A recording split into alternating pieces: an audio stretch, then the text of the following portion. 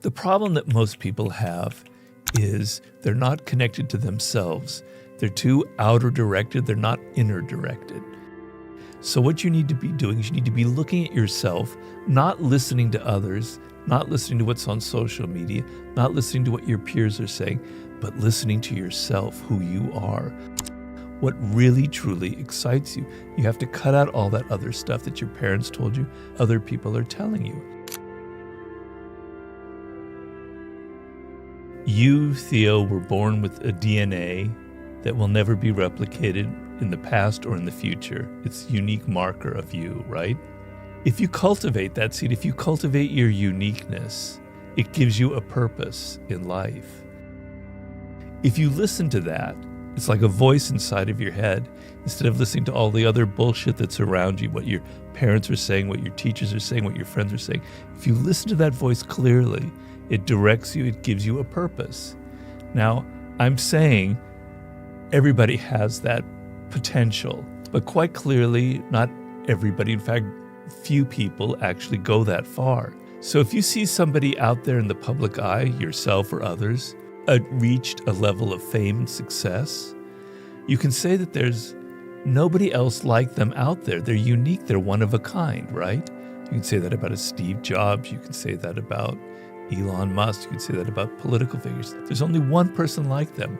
That's because they found their uniqueness and they brought it out and they cultivated it. They're not afraid of it. And that's what gives them their purpose. A lot of people are afraid of being different. That's one of the worst things that can happen to you. Yeah. Because it's what makes you different that is what makes you powerful. So to answer your question in my long-winded way, everybody has a purpose, but not everybody follows it. Not everybody connects to it. So what is it? I call it in Mastery, I call it a primal inclination. So we see that in certain people.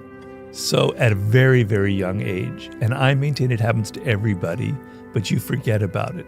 So you look at like Albert Einstein. He was like 4 years old and his father gave him a compass. And he was like mesmerized by it because it meant that there was some kind of force out there that was moving the needle of the compass, an invisible force. For a child, that was an overwhelming thought that there's something out there in the universe that is moving something, but you can't see it. It had a lasting influence on his whole way of science and wanting to discover these unseen forces.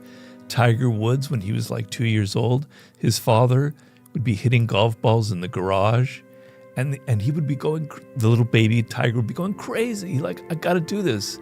He was so enamored with just the physicality of it, he had to do it.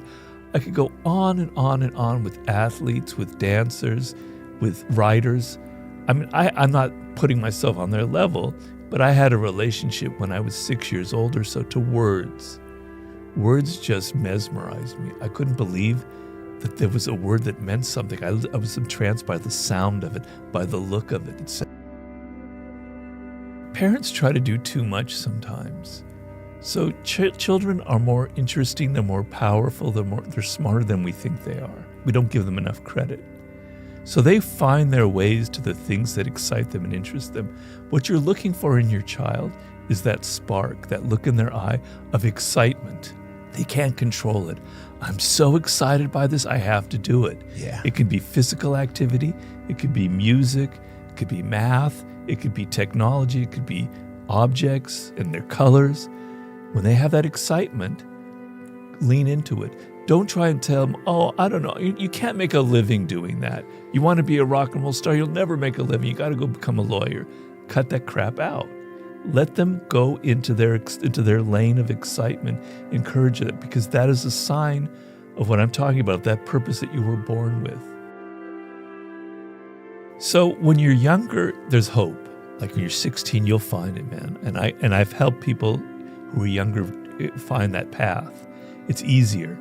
By the time you're 30 or 40, it gets more and more difficult. When you're 50, I don't know. It's possible, but it's harder and harder and harder.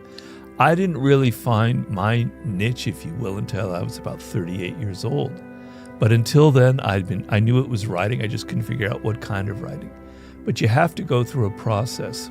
The problem that most people have is they're not connected to themselves. They're too outer directed, they're not inner directed. So what you need to be doing is you need to be looking at yourself, not listening to others, not listening to what's on social media, not listening to what your peers are saying, but listening to yourself, who you are, what really truly excites you. You have to cut out all that other stuff that your parents told you, other people are telling you.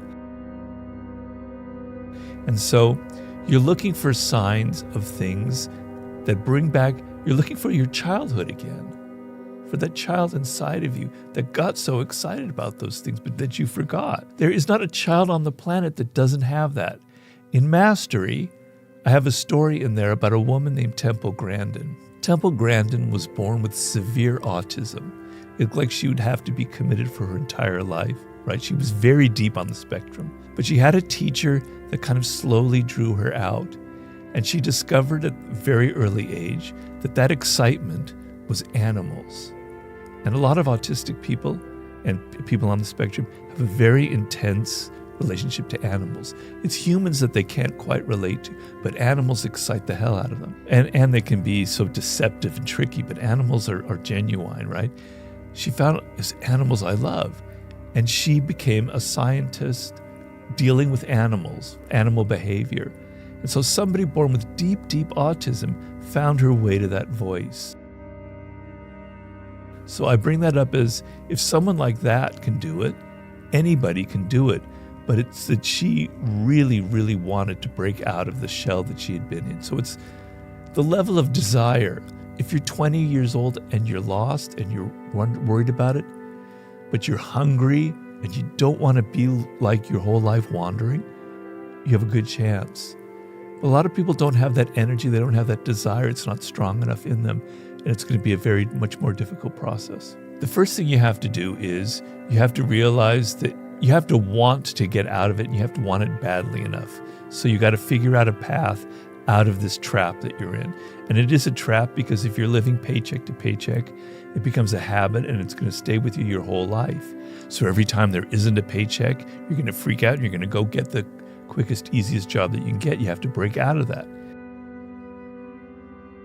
So I tell people, even in the most despondent circumstances, first of all, think of what is that childhood thing that you loved? Mm-hmm. It doesn't have to be specific. It doesn't have to be a very specific job. It's just something that excited you. All right.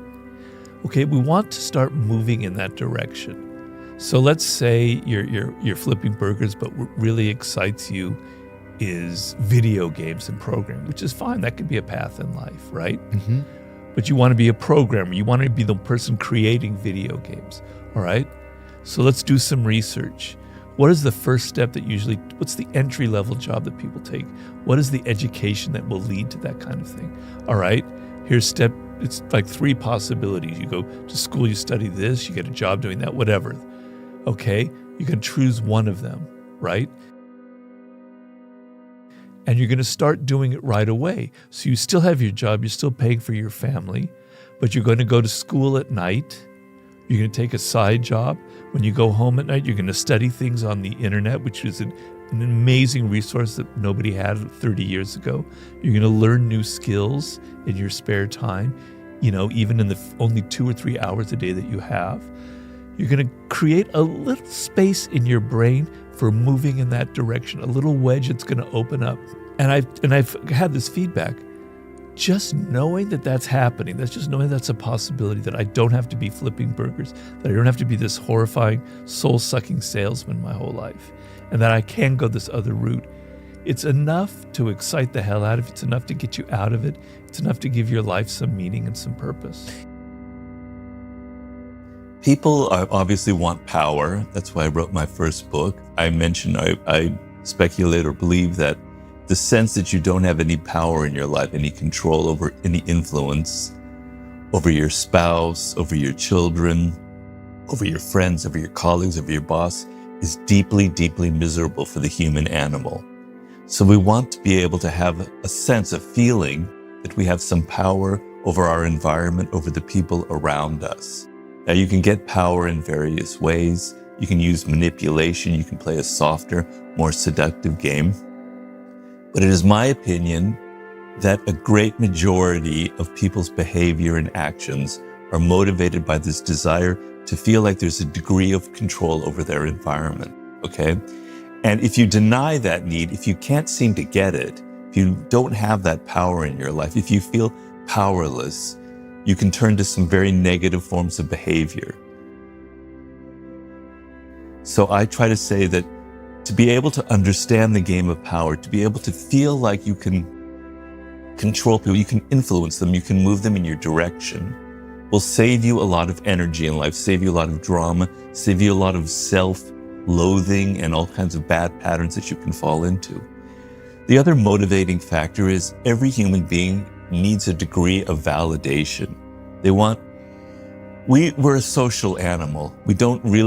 Our idea of an existence as an individual is kind of a myth, it's sort of an illusion. We are social animals. Everything we think is reflected through the eyes of other people, right? And so if people are alone, if they're isolated, their kind of sense of being a human being can dissolve, can fall apart. And so we can't get validation or attention or love from ourselves. We need it from other people. So the sense of getting recognition, people validating you for your experience, for being who you are, is a deeply, deeply powerful motivating factor in human nature. I mean, these are generalizations. There are other things we can go into, but those I'd say would be the two main things. I believe the desire, obviously, for validation and recognition and attention crosses all gender barriers. I do believe power is the same. How men and women get power, how they feel towards it, is different. Of course, that changes. Some men are more like women, some women are more like men. But women tend to have a more sort of social approach to power, right? Which often can make them better leaders in some ways. They're more sensitive to what other people are feeling, what other people are thinking, which in some ways makes them a more powerful person in the power game the way it is in 2026. But oftentimes, and as once again, we're generalizing, women aren't so comfortable with the hard game of power, with the manipulating part, with the deception part, which is an elemental part of it. There's a hard part of power, there's the hard game, and there's the soft game. Women are excellent at the soft game, and sometimes they're a little bit intimidated by the hard game. Now, as I said, that can change from individual to individual. But like my wife, for instance, she's a film director, and it's a brutal, brutal business. It is perhaps one of the most Machiavellian environments you can be in, comparable to the music industry, which is probably worse. Our brains are wired a particular way. I wrote a very thick book, I'm afraid to say 600 pages, on the laws of human nature. These go back to our earliest ancestors. We all feel envy, right? We all have an irrational side. We all tend to be self-absorbed. All that social media does is it accentuates all of those qualities in human nature. It makes them worse. It makes them more extreme. So if I know what everybody in the world is doing right now, if all my friends I see all their photographs of their wonderful holidays they're taking, their men, the beautiful women they're dating, all the fabulous things going on in their lives, because people curate their social media. They don't let you know of all terrible, boring, banal things in their life. Envy. I feel envy. Social media is this machine for creating vast amounts of envy, right? Also for creating irrationality. So the laws of power of human nature don't change. It's just that the tools that they're giving us make it easier for us to manipulate, to deceive, to create impressions and images. One of the laws of power is court attention at all cost, right? But I can't think of a new law that I would write based on social media. If you could tell me one, I'd be happy to consider it. Power is mostly about appearances, right? It's managing your appearances so you seem powerful. Now you can feel powerful, but it's more important to appear powerful. This is a very Machiavellian concept, okay? So always say less than necessary, law number 4, right? A powerful person, if they talk a lot, they appear kind of weak. They don't feel, you don't look like you're in control of yourself, right? You're talking too much, you're going to say something stupid. So power is a game of managing the appearances because we're a social animal. I don't judge you I can't see your character. I can't see deep inside of you. I can't read your thoughts. I can see how you look, how you appear. If I appear to be a certain thing, if I appear to be virtuous and good, you're going to judge me as someone who's virtuous and good. You don't know that deep down inside, I'm actually a really nasty, evil, Machiavellian character. So social media gives you this tremendous power to curate your own appearance, how people see you, how people judge you. And you're going to put out the things that are going to get positive attention.